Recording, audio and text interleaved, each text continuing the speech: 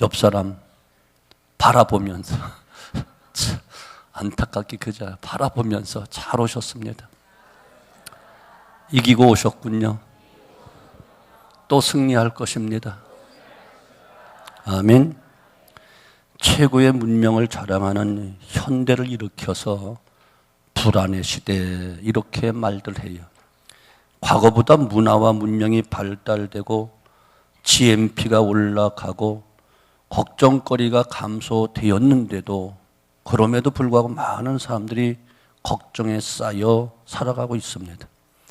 우리의 선조들의 시대보다 훨씬 편리하고 안락한 환경 속에서 살면서도 더 많은 불안을 느끼는 것이 오늘의 현실입니다. 과학과 의학이 첨단을 걷는다는 오늘 온 나라, 온 백성, 온 세계가 불안과 두려움 속에 있습니다. 현대 문명과 문화인들을 비판하는 전도자들이 외치는 말이 하나 있습니다. 그것은 옛날의 개척자들은 일하는데 못이 박힌 손이 그들의 상징이었다면 현대인들의 상징은 찌푸린 이마이다 이렇게 말했어요. 그러나 우리가 성경을 통해 볼 때 인간이 불안하다, 공포에 떤다, 걱정이 많다 하는 것은 단순히 오늘 이 시대에 살고 있기 때문만이 아니에요. 인간이 이 세상에 거주하면서 시작한 때부터 인간은 불안과 공포의 정글 속에 살아왔습니다. 성경을 주위에서 살펴보면 인간은 불안과 공포의 정글 속에 묻혀서 살고 있다는 것을 많은 곳에서 찾아볼 수 있습니다. 하나님께서 우리의 삶 속에 형통과 곤고라고 하는 희비극의 쌍곡선을 그려놓으셨기 때문에 그래요. 언제 형통할 것인지 언제 곤고함이 올 것인지 아무도 예측할 수가 없도록 하나님은 만드셨어요. 그래서 전도서 7장 13절 14절 하나님의 행하시는 일을 보라. 하나님 급게 하신 것을 누가 곧게 하겠느냐. 형통한 날에는 기뻐하고 곤고한 날에는 생각하라.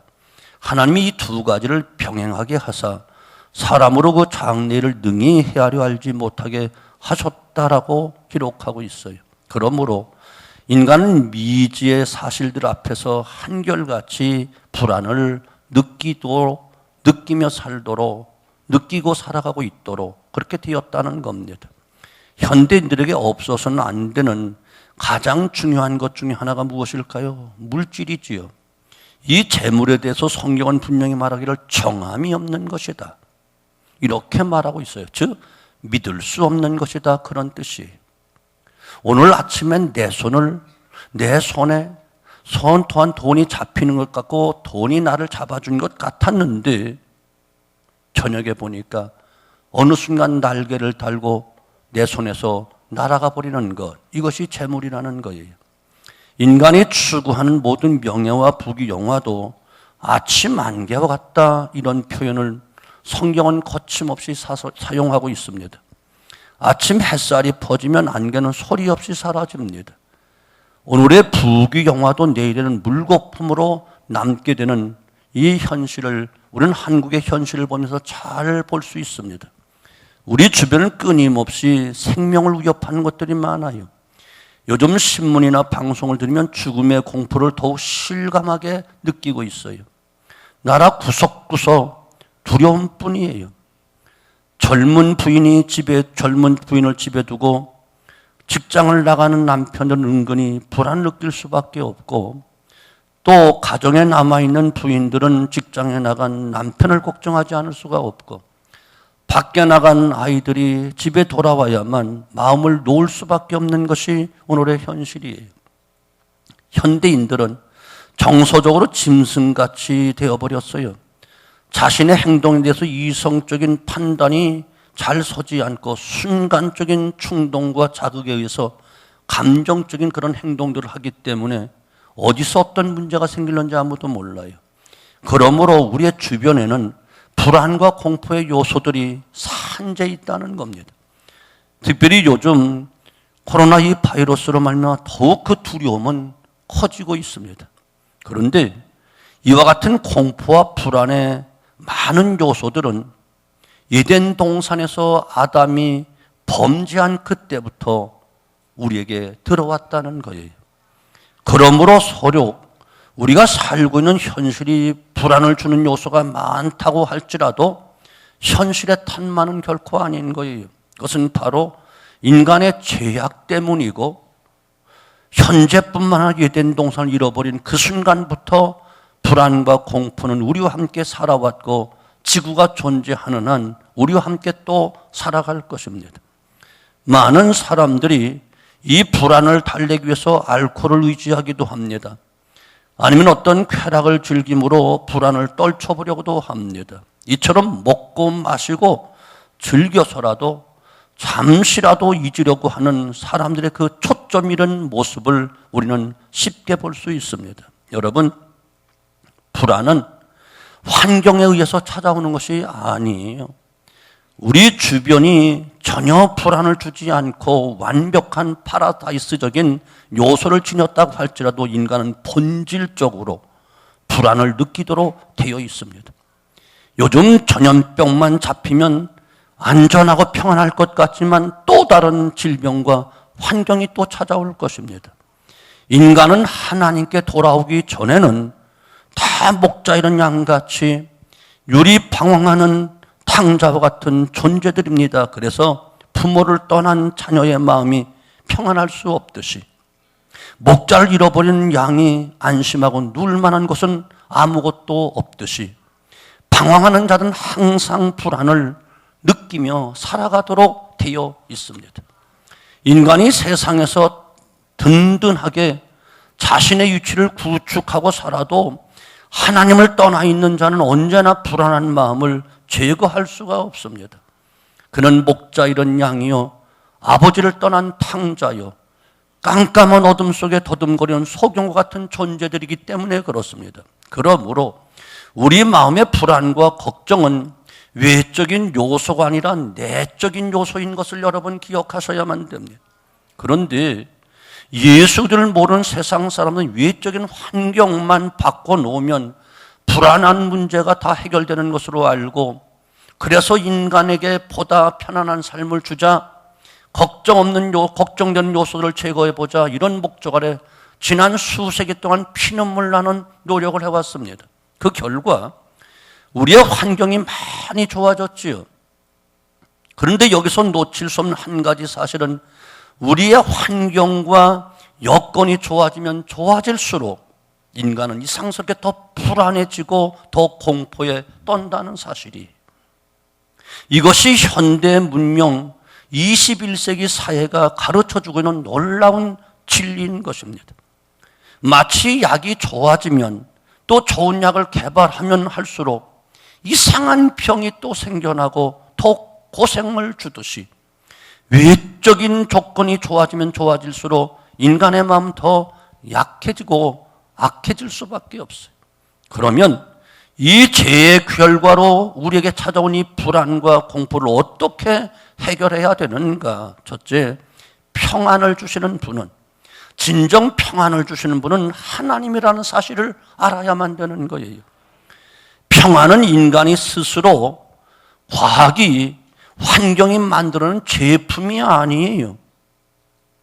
내 마음을 평안하게 해보자 다짐하고 겁내지 말고 두려움에 떨지 말자 아무리 자신을 달래며 추스리고 평안해지려고 해도 인간 스스로 평안을 만들어낼 수는 절대로 없습니다. 성경은 분명히 말합니다. 평안을 주시는 분은 하나님뿐이라고 말씀하고 있습니다. 성부 하나님, 성자 하나님, 성령 하나님이 다 우리에게 평안을 주시는 분으로 성경은 말씀하고 있습니다. 빌립보서 4장 7절 보면 모든 지각하게 뛰어난 하나님의 평강이라고 했습니다. 하나님 인간의 지식이나 지능으로는 이해할 수 없는 신비한 평강을 주셔서 우리의 마음의 생각을 지켜주신다고 했고, 요한복음 14장 27절은 예수님이 평안을 너에게 끼치노니 곧 나의 평안을 너에게 주노라 이렇게 말씀하고 계시고, 갈라디아서 5장 22절은 성령의 열매는 사랑과 희락과 화평이라고 하며 성령께서 평안을 주신다 말씀하고 있습니다. 이상과 같이 진정한 평안은 성삼위일체 하나님께로부터 온다는 사실입니다. 두 번째, 그러면 어떻게 하면 하나님으로부터 오는 신비한 평안을 소유할 수 있을까? 골로새서 1장 20절 보면 예수님은 그의 피로, 십자가의 피로 화평을 이루사, 즉 예수의 피 공로로 전에 하나님과 원수되었던 하나님과 우리의 관계를 아버지와 아들의 관계로 회복시켜 주셨다는 겁니다. 예수 믿기 전 우리는 목자 잃은 양같이 유리방황하며 죄악에서 벗어나지 못하는 죄의 노예였습니다. 이런 비참한 우리를 하나님 품으로 돌아오게 하셨고 영원한 축복을, 영원한 영생을 주셨습니다. 그 결과 우리는 예수 안에서 하나님이 주신 참 평안을 소유할 수 있는 자격을 얻게 되었다는 겁니다.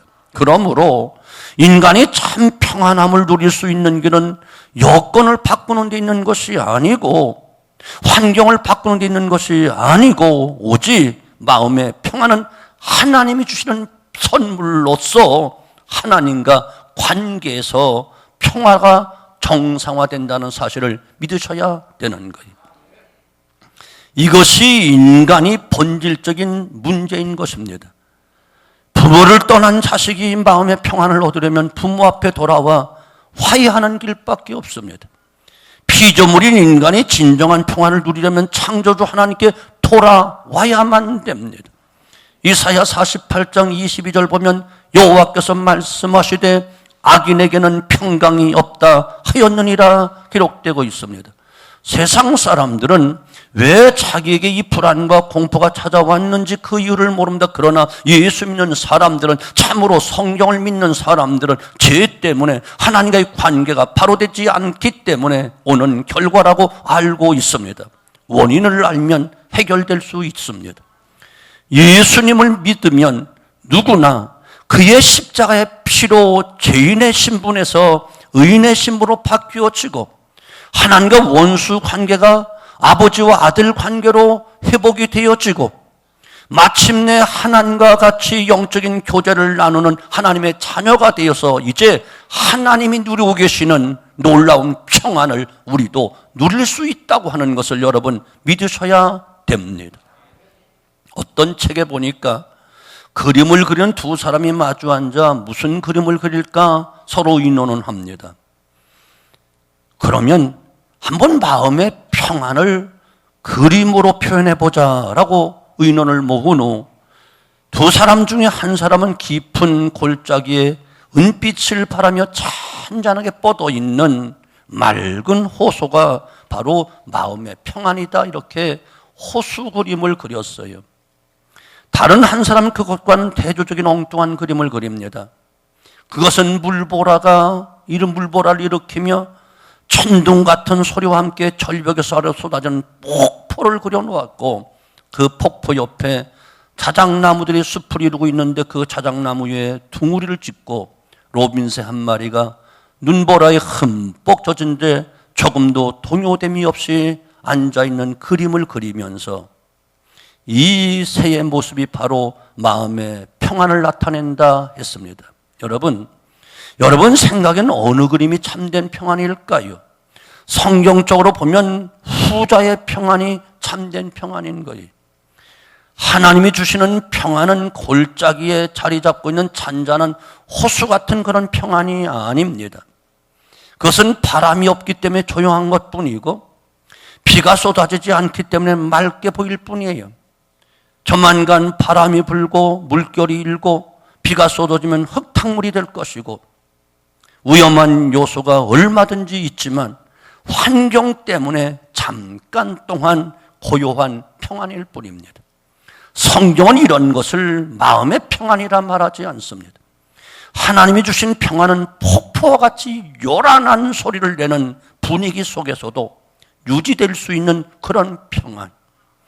그 분위기는 걱정과 근심이 떠날 날이 없는 마음을 찢어놓는 아픔들이 거듭된 분위기일 수로 있고 그 가운데서도 자작나무 위에서 지그시 눈을 감고 스스로 초연한 듯 앉아있는 로미세처럼 주변의 어떤 환경에도 동요되지 않고 내면의 평안을 깊이 누릴 수 있는 이 평안, 이것이 주님이 주시는 평안이요, 성도들에게 허락하신 평안인 것을 여러분 기억하셔야만 돼요.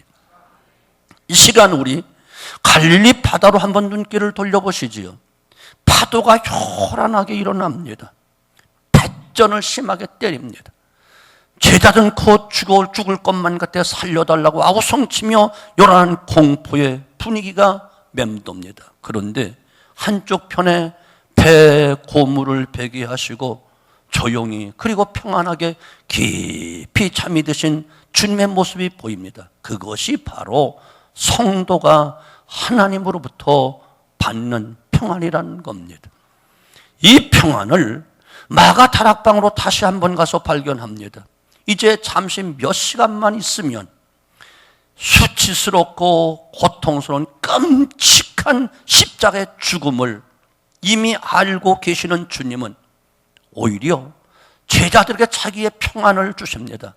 요한복음 14장 27절, 평안을 너에게 끼치노니 곧 나의 평안을 너에게 주노라. 내가 너에게 주는 것은 세상이 주는 것 같지 아니하니라. 너희는 마음에 근심도 말고 두려워하지도 말라. 십자가의 죽음 앞에서도 동요치 않는 주님의 깊은 평안을 바라보는 눈이 우리에게 있어야만 됩니다. 오늘 바라기는 이 놀라운 평안을 우리 하나님은 정말 주시기를 원하고 기다리고 계셨고, 우리 모두 이 평안이 우리 성도들에게 임하게 되어지기를 바랍니다. 현실이 칠흑같이 어두웁니까? 비바람 몰아친 폭풍 같습니까? 거센 파도 속 같은가요? 가시같이 사면에 찌르러온 것이 온 몸을 찌르고 있는가요? 아니면 숨통이 막힐 듯이 조여오고 있는가요? 두려움과 불안이 온 사방으로부터 엄습해 오는가요? 풍풍랑 속에서 평안을 누리는, 십자가 앞에서도 평안을 누리는 주님이 주신 이 평안을 이 시간 우리 모두 이 자리를 떠나기 전 우리 심령 속에 풍성하게 임하게 되어지기를 주님의 이름으로 축원합니다.